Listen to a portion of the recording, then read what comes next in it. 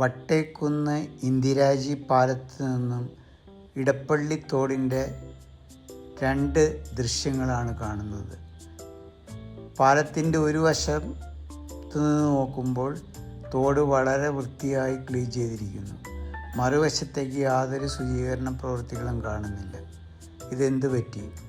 3 ആഴ്ചയോളം കാത്തിരുന്നു. ഏതാണ്ട് 400 മീറ്റർ കഴിഞ്ഞാൽ ഈ തോട് മുട്ടാർ പുഴയിൽ അവസാനിക്കുകയാണ്. ആയതിനാൽ ഈ ഭാഗം കൂടി എത്രയും വേഗം ശുചീകരിച്ച് നീരൊഴുക്ക് സുഗമമാക്കുക. ഏതൊരു പ്രവൃത്തിയും അതിൻ്റെ പരിപൂർണതയിലെത്തുമ്പോൾ മാത്രമാണല്ലോ അതിൻ്റെ പ്രയോജനവും സൗന്ദര്യവും അനുഭവപ്പെടുക. കൊച്ചിൻ കോർപ്പറേഷൻ്റെ സത്വര ശ്രദ്ധയ്ക്ക് സമർപ്പിക്കുന്നു.